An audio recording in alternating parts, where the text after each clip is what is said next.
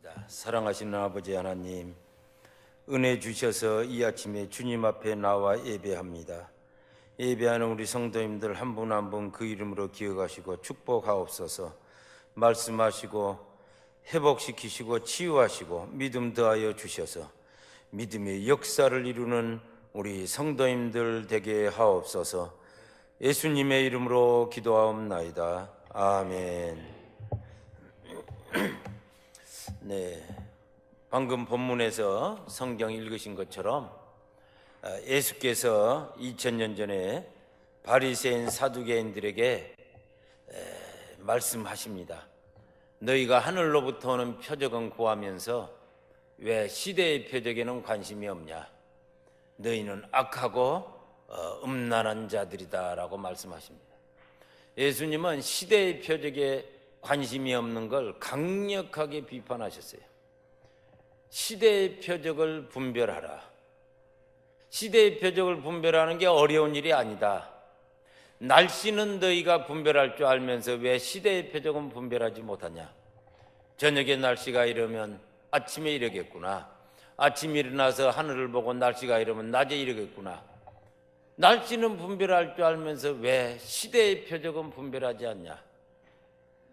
악하고 음란해서 그렇다라고 강력하게 비판합니다. 만약 이 시대에 예수께서 오셔서 너 왜 시대의 표적을 분별하지 않냐? 너는 악하고 음란하다고 말하면 반응이 어떠겠어요? 당신 예수 맞아? 아마 다시 한번 십자가에 못 박을 겁니다. 아니 그것 갖고 그렇게 강하게 악하다 음란하다 할 것까지 뭐 있냐? 그러나 예수님은 이 문제를 심각하게 보신 거예요. 왜냐하면 시대의 표적을 분별하는 게 우리 크리스찬 영적 리더십과 직결되는 문제이기 때문에 그렇습니다. 우리가 세상 사람들이 늘 쓰는 용어가 있어요. 가끔 텔레비전 프로그램 등등에 세계를 보는 창, 세상을 보는 창 이런 용어를 씁니다. 그분들이 그런 용어를 쓸 때가 무슨 뜻이겠어요? 창이 여러 개가 있는데 그 창을 통해서 보면 세계가 보이고 세상이 보인다. 그러면 미래가 보인다는 거예요. 세상 사람들도 어렴풋이 이 개념을 알고 있어요. 예수님의 2000년 전에 시대의 표적을 분별하라. 왜? 시대의 표적을 통해서 시대를 알고 세계를 알고 또 미래를 알게 된다는 거예요. 다시 말해서 영적 리더십, 특별히 선지자적 리더십과 직결되는 문제입니다. 우리는 선지자라는 직분은 갖고 있지 못하지만 선지자적 리더십이 필요하다는 말씀을 하는 거예요. 누가 여러분에게 묻기를 이 시대의 표적이 뭡니까? 라고 물으면 여러분들은 뭐라고 대답하시겠어요? 뭐라고 대답하시겠어요?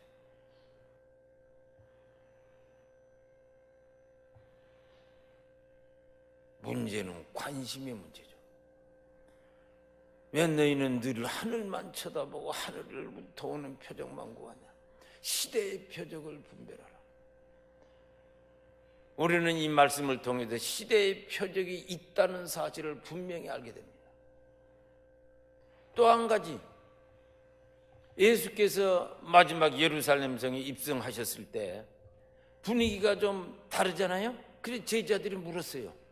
주님, 언제 다시 오시겠습니까? 언제 세상의 끝이 옵니까? 종말의 징조, 종말의 표적을 말해 주소서.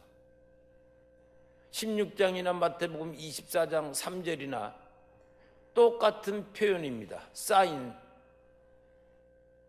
표적을 말해 주소서. 그때 예수께서 그런 거 없다라고 말하지 않으시고 하나하나 자세하게 설명을 합니다. 이게 마태복음 24장입니다. 마태복음 24장은 전체가 종말의 표적을 디테일로 설명하고 계시는 거예요. 한 주제를 놓고 성경에서 이렇게 한 장을 통째로 사용해서 설명한 게 많지 않습니다. 종말의 표적이라는 한 주제로 한 장을 할애하시고 그 다음 25장 그러니 깨어서 이렇게 태도를 가지고 살아라. 만약 우리에게 누가 종말의 표적이 뭡니까? 그럼 뭐라고 하시겠어요?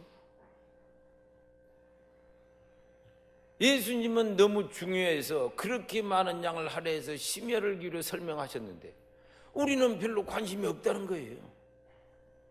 왜 그렇죠? 악하고 음란하다고 예수님은 평가하십니다. 뭐 억울하다고 생각할 필요가 없어요. 예수님의 평가입니다. 너는 악하다. 그리고 너는 음란하다. 의인은 무릎 꿇습니다. 하나님, 왜 세상이 이렇습니까? 하나님, 왜 이 시대가 이렇습니까? 하나님, 이 시대 우리 교회 성도들이 왜 이렇게 연약하고 어렵습니까? 의인은 하나님 앞에 무릎 꿇습니다. 그리고 결국 어디로 갑니까? 무릎 꿇는 의인은 시대를 봅니다. 그리고 거기서 하나님의 계시의 말씀 속에 시대의 표적을 봅니다. 그리고 기도합니다. 의인은 하나님 앞에 무릎 꿇어요. 그래서 어디로 향하게 되죠? 시대로 향합니다. 그리고 미래를 봅니다. 그러나 악한 이기주의, 영적 이기주의자들은 결코 그러지 않아요. 자기 이외에는 관심이 없어요. 관심 없습니다. 그래서 악한 거예요. 그리고 음란합니다. 세상과 어떻게 어울려서 세상에 인정받고 거기서 즐겨볼까? 이것밖에 관심이 없는 거예요. 세상과 어울려서 세상과 어떻게 조합을 해서 잘 사냐. 음란이죠. 그래서 음란이에요. 그런 사람들은 시대의 표적에 관심이 없어요. 왜? 시대를 놓고 역사를 놓고 하나님의 역사를 놓고 무릎 꿇지 않습니다. 의인의 영성이 없는 거예요. 의인은 무릎 꿇습니다. 자기를 위해서 무릎 꿇는 게 아니에요. 그 나라와 의를 위해서 무릎 꿇습니다. 그래서 예수께서 악하고 음란하다고 비판하신 거예요.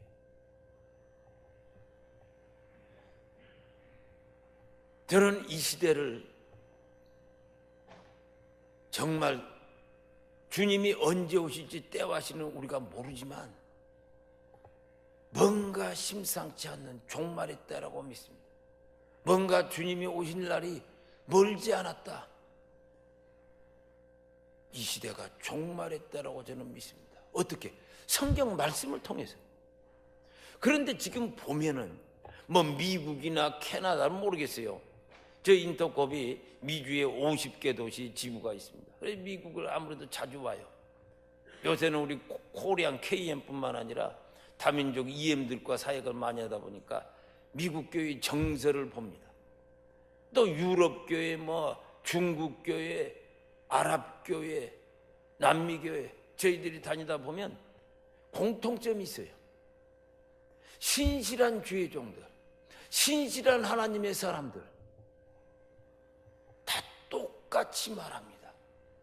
정말 마지막 시대입니다. 왜 그러냐고 물으면 특별한 게 그렇게 구체성이 있는 얘기는 별로 안 하고 또 그를 대화할 기회가 많지 않지만 다 똑같이 표현 속의 얘기예요. 지금은 마지막 시대입니다. 또 우리 한국교회도 마찬가지예요. 기도하는 것 보면 대표기도를 하시거나 예배 가운데 장로님들 그럴 때마다 항상 이 마지막 시대에 자기도 모르게 말씀을 자꾸 하세요. 기도 가운데 이 마지막 시대에 왜 뭔가를 느끼는 거예요. 뭔가 심상치 않다는 거예요. 뭔가 영적으로 신실한 주의 종들이 느끼는 겁니다. 저는 분명히 이 시대가 마지막 시대라고 느껴요. 예를 들면 뭐 많은 증거들이 있어요. 제가 이번 우리 부흥 집회를 통해서 함께 나누겠지만 정말 많은 증거들이 있습니다. 그러나 오늘 이 아침에 예배 가운데 한두 가지를 말씀드리면, 지금 동성결혼이 전 지구적으로 합법화되고 있어요. 유럽은 이미 거의 다 진작 합법화됐고, 물론 캐나다도 합법화됐잖아요. 진짜 남아프리카 공화국, 아프리카도 합법화된 나라가 있어요. 남미도, 아르헨티나, 물론 다른 나라들도 지금 그 프로세스가 진행 중이에요. 미국도 2015년 6월 26일 합법화됩니다. 유럽, 캐나다가 합법화될 때는 사람들이 걱정은 하지만 그런가 했는데 뉴질랜드도 합법화되고, 미국이 합법화되니까 이 충격이 엄청납니다. 왜? 미국은 세계 리더 국가예요. 절대 강대국. 그리고 미국은 다 알고 있어요. 크리스찬 국가라고 알고 있어요. 이런 미국이 동성결혼이 합법화되니까 그 충격이 말도 못하죠. 전 세계적으로.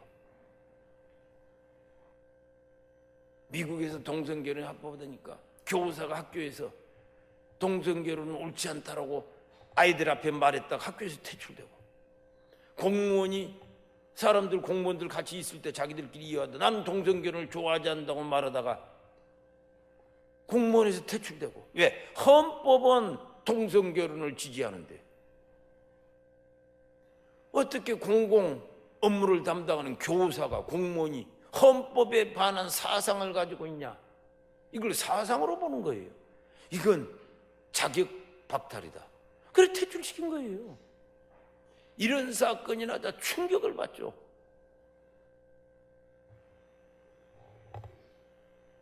가만히 내용을 보니까 이 법 하나로 기독교인 때려잡는 거예요.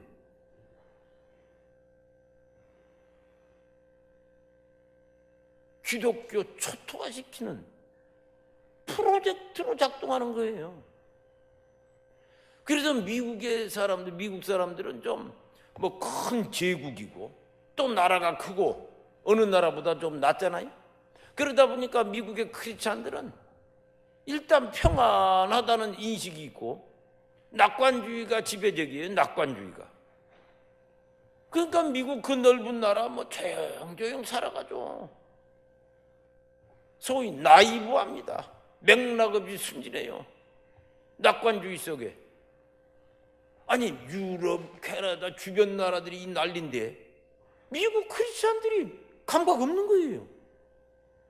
우리 미국이야 크리스찬 국가인데. 현실을 너무 모르는 거예요. 그러다가 2015년 6월 26일 합법화되니까 미국 교회 지도자들이 깜짝 놀라갖고서 미국 동부 샬롯에 있는 빌리그레암 센터, 이 빌리그레암 목사 아들과 미국 교회 지도자들이 도대체 우리 미국이 어떻게 된 거냐? 그때서야 발등에 불. 그렇다고 말도 못하고 법이 바뀌었는데. 그러니까 충격을 받고 비밀리에 자기들이 커미티를 만들어서 왜 우리 미국이 이렇게 됐냐? 도대체 우리가 어디로 가고 있는 거냐? 조사를 1년 동안 하더니 결국 알아낸 게 미국의 지도부가 시크릿 아젠다를 가지고 있다는 사실을 알아냈어요. 비밀 아젠다. 기독교 소멸시켜라.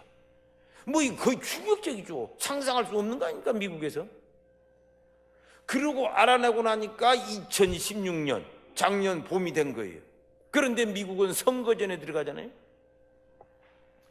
그러니까 이 선거전에 들어가니까 우리가 누구를 뽑아야 되냐? 보니까 힐러리는 미국 엘리트층 계보에서 나왔고, 지도부죠. 아웃사이더, 장사하고 딴짓하다가 갑자기 등장한 트럼프를 찾아갔죠. 당신이 만약에 당선되면 우리 기독교를 어떻게 하겠냐? 트럼프 말이 뭡니까? 나는 종교의 자유를 지켜주겠다. 기독교 죽이지 않겠다 그 말이에요. 미국 기독교가 종교의 자유 속에 자신을 지켜야 되는 처지로 몰린 거예요. 기독교 죽이지 않겠다는 걸 그렇게 표현한 거죠. 그래서 선거가 됐어. 기독교인들이 누구를 밀었어요? 크리스찬들 80%가 트럼프를 밀었어요. 몰표를 몰아줬죠. 트럼프는 우리 크리스찬들이 지지하기 쉽지 않다고 알려진 사람이라. 결혼을 뭐 여러 번 바꾸고 뭐 사정이 있겠지만 그래도 그렇게 자주 바꾼 건 좀 그렇잖아요. 그 사정이 좀 심하잖아요. 그건 개인의 문제지. 그리고 뭐 보니까 뭔가 좀 불안하고, 오죽했으면 트럼프를 밀었겠어요. 죽기 싫어서. 선거 바로 전날까지 여론조사 기억하실 거예요. 90% 가능성으로 힐러리가 된다. 미국 CNN이고 BBC고 전 세계 뉴스들, 한국도 이건 뭐 힐러리가 되는 거 거의 뭐 정해놓은 사실처럼 방송에서 냈다고. 그런데 그날 전날까지, 그 다음날 뚜껑 열어보니 트럼프. 전날 한국에서 어떤 사람이 저한테 그래요. 아유 뭐 힐러리가 된답니다. 제가 내일 뚜껑 열어봐야 됩니다. 그러니까 깜짝 놀랐어요. 예? 모든 언론이 다 힐러리가 된다는데요. 뚜껑 열어봐야 된다니까요. 그랬더니 그러면 트럼프가 될 가능성이 있단 말이에요. 될 가능성이 더 높습니다. 그랬더니 표정 안 좋게 돌아갔어요. 그런데 그 다음날 힐러리가 트럼프가 됐잖아요. 뭐라고 하면 놀래서 어떻게 알았냐. 어떻게 알고 미국 돌아가는 것 보면 몰라. 미국 바닥 정세, 여론조사. 그 당시 트럼프를 내가 좋아한다, 지지하겠다고 말하면 동네에서 맞아 죽을 분위기라고. 직장에서 왕따 될 분위기예요. 누가 제대로 말을 합니까? 숨 죽이고 있다가 그냥 몰표를 몰아준 거죠. 트럼프가 좋아서가 아니에요. 우리 기독교 죽기 싫어서. 이건 미국 얘기가 아닙니다. 전 세계 얘기예요.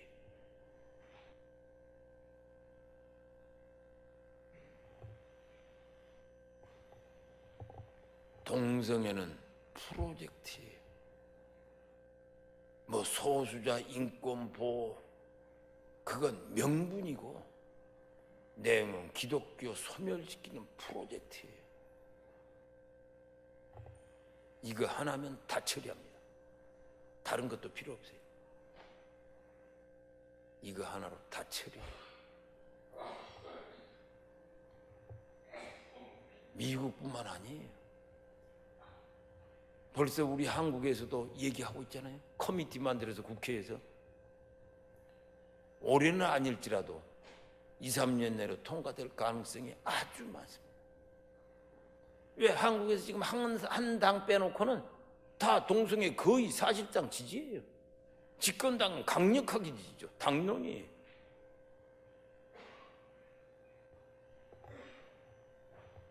우리 한국도 돌아섭니다. 아시아 국가 중에서는 대만이 올해 1월에 동성애를 합법화했어요. 최초입니다. 그리고 중국까지도 동성애를 지지하는 걸로 사실상 돌았어요.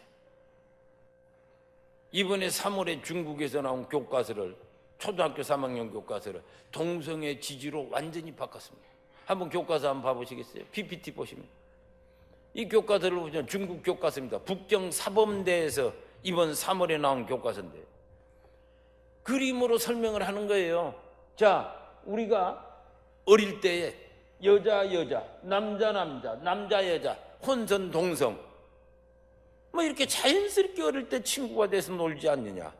이건 아주 자연스러운 거다. 우리 인간이 남자 놀기도 하고 여자 놀기도 하고 남자 여자 놀기도 하고 이렇게 자연스럽게 노는 거다. 이게 자연스러운 관계다. 그런데 그 다음에 장성에서 여자가 결혼하고 남자가 결혼해서 부부가 돼서 살고 자연스러운 거다. 그 다음에 보세요. 남자가 결혼해서 애를 입양해서 키우고 여자가 결혼해서 애를 입양해서 키우고 자연스러운 거다. 이 중국말로 계속 설명하잖아요. 결론이 뭡니까? 결혼은 이성 간의 결혼, 동성 간의 결혼 두 종류가 있습니다. 그런데 동성 간의 결혼도 이성 간의 결혼처럼 극히 정상적입니다. 이렇게 교과서가 끝나요. 여러분 생각해보세요. 중국의 지도부가 시진핑을 포함해서 중국 지도부 중에 동성 결혼을 좋아하는 사람이 있겠어요? 한 명도 없습니다. 한 명도. 벌써 동성애를 좋아했다면 그가 상승할 때 그 높은 데로 그 사람들이 올라올 때 중간에 다 잘려서 날아갔어요. 그런 사람이 공산당 지도부로 올라갔겠어요? 그리고 그 연세들이 나이도 많은데 중국 지도부들은 그 연세에 누가 동성결혼을 좋아하겠어요? 아니 자기 자녀가 자기 딸이 결혼할 때 갑자기 우리 결혼합니다 하고 다른 여자애를 데리고 왔어. 남자가 갑자기 같은 남자애를 데리고 왔어. 결혼한다고 남자를 데리고 오고 여자가 여자를 데리고 오고 이걸 감당하겠어요? 중국 지도부는 동성애를 좋아하는 사람 당연히 없죠. 지금 현실상. 그런데 이런 법을 만듭니까? 아니 중국 지도부는 동성애를 싫어해. 그런데 이런 식으로 교과서를 만들어 사실상 합법화시키는 거죠. 중국 방법으로. 이걸 어떻게 설명하겠어요? 자기들은 싫어하는데 동성애를 지지하는 교과서를 바꿨다. 이걸 어떻게 설명하겠어요? 바로 이것에 대한 대답이 왜냐하면 이라는 대답이 이 대답을 알면 이 시대의 실체를 아는 겁니다. 이 세계의 실체를 아는 거예요. 누가 국제관계를 잘한다, 국제사회에 대해서 잘한다, 중국을 아주 잘한다, 전문가가 있어. 물어보세요. 아니 왜 중국이 이러냐? 그 사람이 모른다면 그 사람은 잘 아는 게 아니에요. 내가 지금 세계를 잘한다 돌아가는 상황을 이거에 대한 대답을 못한다면 당신은 세계를 아는 게 아닙니다. 자기 세계를 아는 거지 실제 세계를 아는 게 아니에요. 자기 세계를 아는 거죠. 이게 실제 세계예요. 리얼리티입니다. 이게 세계의 실상이에요. 모든 시대의 표적들은 같은 것을 이야기하고 있어요.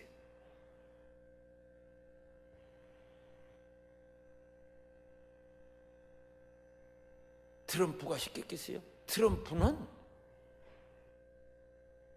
동성결혼을 좋아하지 않아요. 트럼프가 대통령이 됐을 때 그 미국 목회자들이 트럼프한테 물었어요. 선거 전에, 투표 전에 만나서 아마 작년 4월인가 5월인가 만났어요. 2016년. 그리고 그 양반하고 비밀을 만나서 물었어요. 물론 비공개로 만났죠. 비밀이랍니다. 비공개로. 그래 당신이 대통령 되면 어떻게 해? 난 기독교 종교자유를 허용한다. 기독교 죽이지 않겠다. 어떻게 당신을 믿냐? 나를 믿어라. 내가 왜 이렇게 비즈니스에 성공했는 줄 아냐? 세계 어디를 가도 트럼프 빌딩 있잖아요. 대도시마다. 모스크바, 이스탄불, 뉴델리, 서울 뭐 엄청나. 그 재산을 자기 말고는 미국 정부도 모른다 그러잖아요. 엄청난 비즈니스맨. 내가 왜 이렇게 비즈니스를 성공했는 줄 아냐? 나는 말하면 지킨다. 그래서 이 신뢰 때문에 내가 비즈니스 성공한 거다. 나를 믿어라. 그럴 땐 그가 대통령이 진짜 됐어. 그리고 뭐 합니까? 약속을 지킵니다. 부통령, 신실한 크리스찬. 목회자보다 더 신실하다 그렇게 소문나 있어요. 법무부 장관, 교육부 장관, 말할 수 없이 신실한 크리스찬. 이 법무부, 교육부가 중요하잖아요. 부통령도 물론 중요하지만 약속 지킵니다. 그리고 대통령 취임하자마자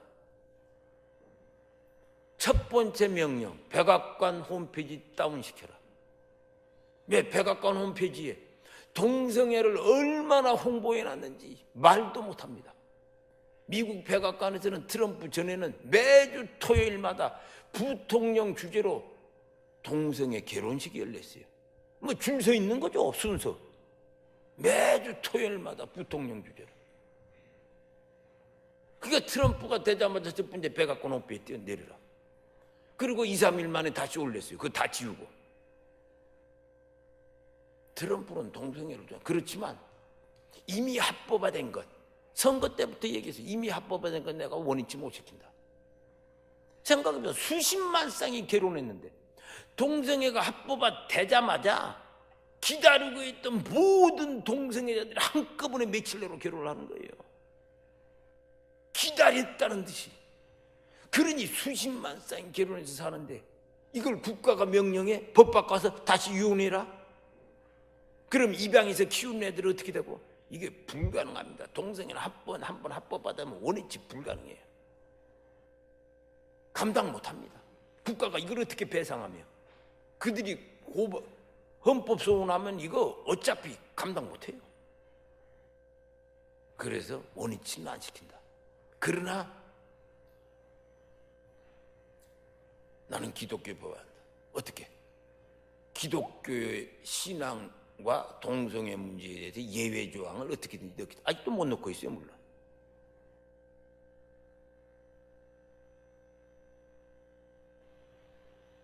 트럼프가 시킨 게 아니에요. 미국이 시킨 게 아니에요. 중국 지도부를 명령한 사람들이 있습니다. 나는 동성애를 싫어하는데 누가 명령해? 그리고 나는 해야만 돼. 도대체 그들이 누구인가? 도대체 그들이 누구인가? 아세요?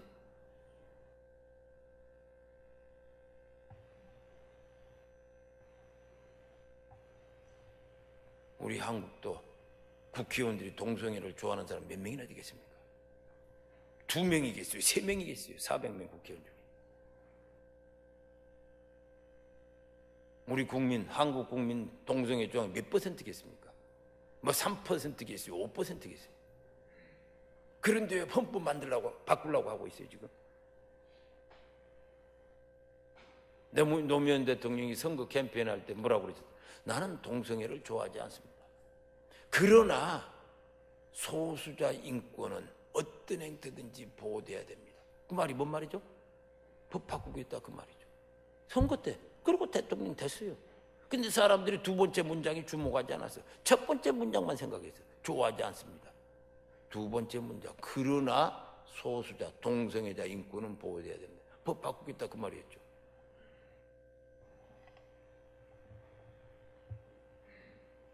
왜? 국민들이 동성애 좋아하는 것도 아닌데 왜? 바로 이게 이 시대의 실상이에요. 당신도 사실은 좋아하지도 않아. 아니 문 대통령이 동성애를 좋아하겠어요? 코리안으로서 나이도 있는데 새로운 세대가 아니잖아요.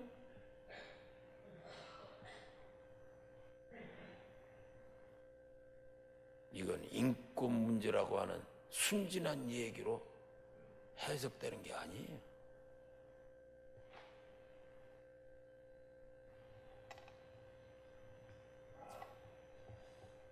성경에서는 이거에 대해서 마태복음 24장이 얘기하고 있습니다. 마태복음 24장 종말의 표적을 말하소서 여러 가지를 대답하시면서 예수께서 12절에 불법이라는 단어를 씁니다. 아노미, 규범 해체,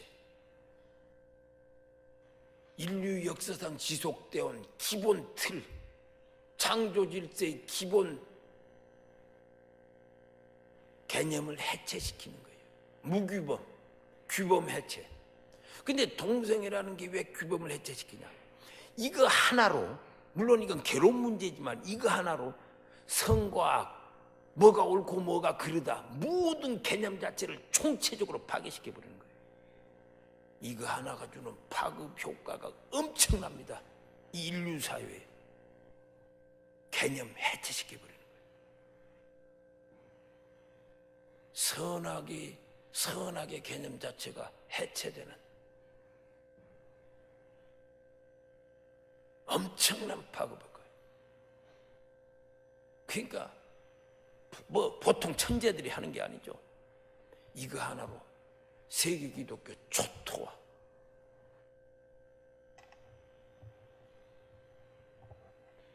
또 한 가지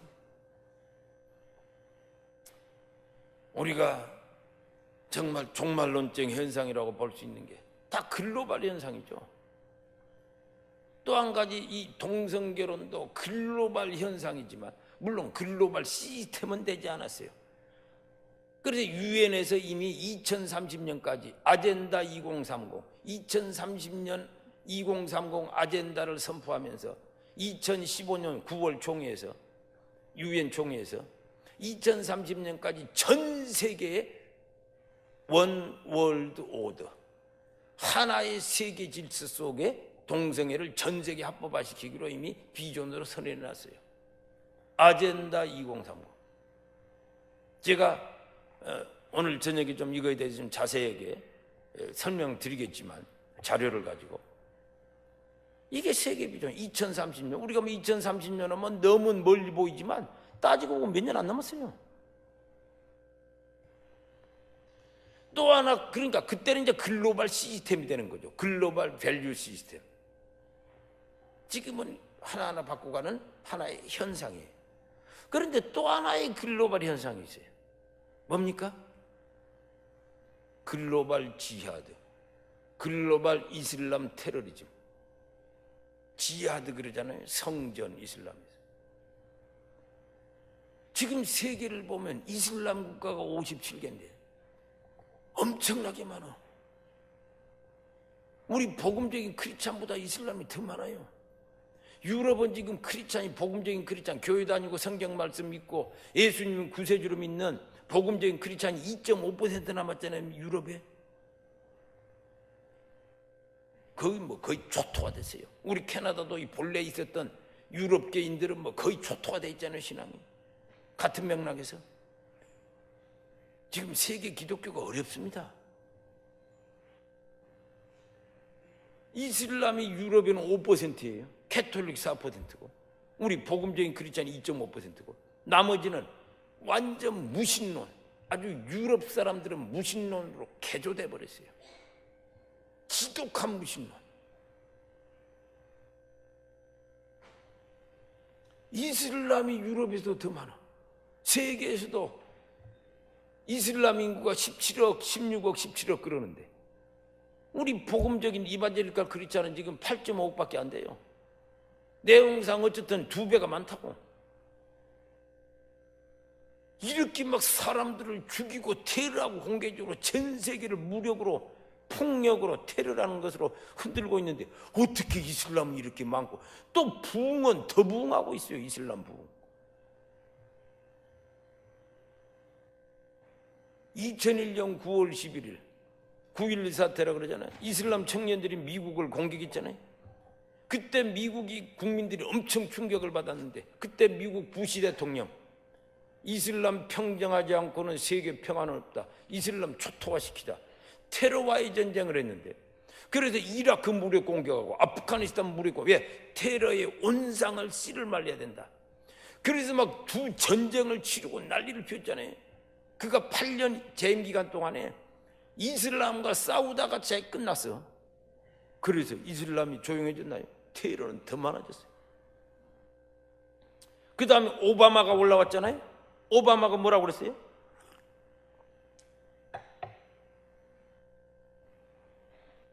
오바마가 올라와서 부시를 비판합니다. 당신이 너무 강경하게 했기 때문에 세계가 더 복잡해졌다.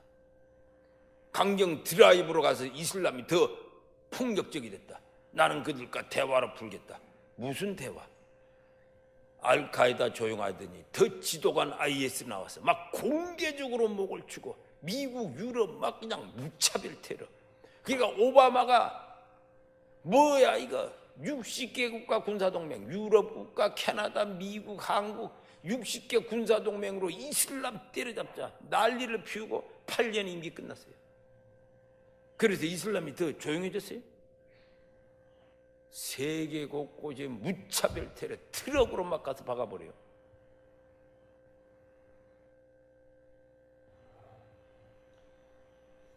그리고 작년 선거 때 미국 트럼프하고 힐러리하고 죽도록 싸웠는데 뭐 갖고 이슬람 어떻게 처리하냐. 트럼프는 이슬람 신자는 미국에 못 들어오겠다. 힐러리 말도 안 된다. 우리는 이민국가다. 인권을 모르냐 너는. 그것 가지고 죽도록 다투다가 사람들이 뭐라고 그랬어요. 언론이 미국 대통령 선거 역사상 이렇게 난장판은 한 번도 없었다. 미국이 국민 자체가 두 진영으로 깨져버렸어요. 우리 한국 비슷하게 됐다고. 양대 진영으로. 미국 자체가 앞으로 돌아가기 힘들 정도로 균열돼 갖고선 난립니다. 미국이. 이슬람 하나 감당 못해. 절대 제국 미국이 감당을 못해. 미국 혼자도 아니에요. 세계 서방 연대가 이슬람 하나 감당 못해 난리라고. 도대체 왜 이거 하나 감당 못하냐. 이건 영적인 거예요. 극히 종말론적이에요. 이게 언제 시작됐습니까? 지금부터 4,000년 전에. 지금부터 4,000년 전에 예루살렘에서 아브라함 가정, 믿음의 조상 아브라함 가정에서 형제 갈등, 이삭과 이스마엘. 형제가 티격태격 싸우더니 이삭과 이스마엘. 웬걸 형제 갈등이 점점 팽창합니다. 예루살렘에서 팔레스타인으로, 팔레스타인에서 중동으로, 중동에서 유럽으로 역사 속에서 형제 갈등이 점점점 팽창. 그러더니 드디어 지구 갈등이 됐어요. 글로벌 컨플릭트, 지구 갈등이 돼서 이 문제 풀겠다고 세계 국가들이 개입했다가 자기들이 곤혹을 치르고 있는 거예요. 생각해 보세요. 4,000년 전에 시작한 이 갈등이 예루살렘에서 지속적으로 팽창했어요. 우리가 관심이 없어서 몰랐던 것뿐이에요. 그리고 지구적으로 팽창했어요. 이 구조적 갈등, 이 구조가 쉽게 해결되겠어요? 자기들만 곤욕을 치르고 있어요. 세계가 난장판이 되고 있어요. 이것은 세계 국가들이 감당할 수 있는 게 아니에요. 이건 영적입니다. 이건 세계 교회가 감당할 수 있어요. 왜? 4,000년 전에 우리 믿음의 상 아브라함 가정에서 시작한 우리들의 얘기입니다. 이건 우리의 얘기예요. 이건 우리의 문제예요. 그런데 세계교회는 방관자로 구경하고 앉아있어요. 세상 사람이 뉴스 듣고 하는 입에서 나오는 말이나 우리 크리스찬들이 뉴스 듣고 입에서 하는 말이나 똑같아. 이 사태를 놓고. 그것도 지난 16년 계속되는 사태 아닙니까? 인류 역사상 단일 글로벌 이슈로 이렇게 오래 갔던 게 있어요? 이렇게 16년 계속된 글로벌 이슈 넘버원이 있냐고요. 지속적으로 이 문제가 세계를. 이건 영적인 거요. 그리고 종말론적인. 마치 동성애도 영적인 거요. 종말론적이에요. 하나님께서 노아를 통해 세계를 심판하셨어요. 그러나 앞으로 심판하지 않겠다고 했어요. 왜? 인생들 부족하다고 그때그때 개입해서 다 처리하면 살아남을 자 누가 있겠어요? 그래서 참겠다. 마지막 심판을 설정하시고 마지막에 한꺼번에 처리한다. 그때까지는 인내하시는 거예요. 마지막 심판. 그런데 예외가 있어서 소돔과 고모라. 물론 물로 심판하지 않겠다. 그래 이건 불로 심판한 거니까 하나님이 어긴 건 아니지만, 그러나 하나님의 의도, 어지간하면 심판하지 않고 참는다라고 할 때는 예외죠. 소돔과 고모라를 소멸시켰다고, 불로. 왜? 이미 소돔과 고모라 심판의 장면 때 암시하잖아요. 대낮에 공공연한 동성관계. 지금 세계를 보세요. 지구적으로 글로벌리 공공연히 의기양양 반대하는 자를 퍼니시해. 반대하는 자를 처벌해요. 법 바꿔서. 소돔과 고모라가 축소판 심판의 모델이라면 이건 지구판, 글로벌판 심판의 무대, 지구 심판이 가깝다는 사인이죠. 이 이슬람 현상도 마찬가지. 언제 세상의 끝이 옵니까? 12절에 아노미, 불법 이성함으로 얘기했지만 11절에 거짓 선지자. 이슬람 창시자는 처음 시작할 때부터 나는 선지자다 하고 시작했어요. 1400년 전에. 다른 사이비 거짓 선지자들은 하나님을 좀 믿다가 나중에 이탈해서 사기친 거 아니에요? 사이비라는 게. 이 사람은 처음부터 나는 선지자다. 공공연한 거짓 선지자. 여러분들 인류 역사상 거짓 선지자 사이비들의 현상을 알잖아요. 사이비라는 게 동네에서 좀 동네 시끄럽게 있다가 몇 년 있다 없어지고, 나라 좀 시끄럽게 있다 몇 년 있다 없어지는 게 사이비 현상이지. 어떻게 지구를 흔들어?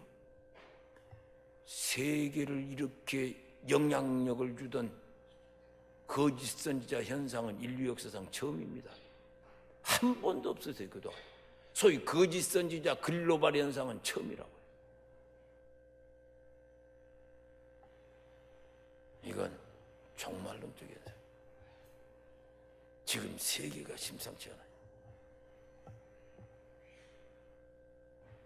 이러한 때 우리가 깨어 있어야 될 줄 믿습니다. 미국 크리스찬들 낙관주의 속에 그냥 늘 하던 대로 신앙생활 왔다 갔다 낙관주의. 그러다 보니까 세계를 보고 세계 교회를 보고 시대와 미래를 봐야 되는데, 하나님의 나라 그냥 이렇게 평안하게 낙관주의 속에 있다가 덜컹 당해서 이제 죽느냐 살았냐 그러고 앉아 있잖아요. 뭐 미국 교회 얘기만은 아니에요. 우리 한국 교회도 막 초토화되고 있잖아요. 150년 전에 복음이 들어와서 1990년대 말 99년 1200만 명 정상을 찍더니 지난 17년 어떻게 됐어요? 650만 명으로 줄었다고. 반토막 나버렸어요. 어떻게 15, 16년 만에 반토막 나냐? 국가통계 850만 원 쪼가는데 교회 안 다니는 가나안 교인이라고 그만둔 사람이 200만 명 집에서 혼자 앉아 있어. 국가통계 조사하는 사람이 물으면 자기 종교 기독교라고 말해요. 그렇다고 뭐 불교라고 말하겠어요? 그래서 그 통계가 왕창 들어가고, 신천지 여호와적인 이단들이 또 100몇만 명. 이게 사실상 우리는 600만 명이에요. 한국교회도 초토화되고. 왜 이렇게 빠른지 몰라요. 세계교회가 그렇습니다. 지금 어두운 시대예요. 여기 계신 연세가 있는 분들은 그동안 평화시대에 살았어요. 영적으로는 평화시대에 사셨다고. 세상을 언젠가 주님 만나러 가실 텐데 무너져가는 우리 한국교회, 무너져가는 세계교회 보면서 가십니다. 옛날에 젊으실 때 헌신하셨던 것처럼 다시 한번 헌신하시고, 우리가 뭐 내가 힘이 없다 연약하다 할 거 없어요. 할 수 있는 것 다시 한번 헌신하셔서 이제 한국도 세계교회 책임질 때도 넘었어요. 우리나라도 발전하고 넘었다고. 또 여러분들은 지금 캐나다에 살고 계시잖아요. 세계에서 제일 살기 좋다는 밴쿠버에 살고 계신다고. 다시 한번 헌신하셔서 주를 위해서 어쩌면 목숨을 바치는 심정으로 다시 한번 역군의 용사처럼 뛰시고 주를 만나야 될 줄 저는 믿습니다. 어려운 시대. 아멘. 네, 기도하겠습니다.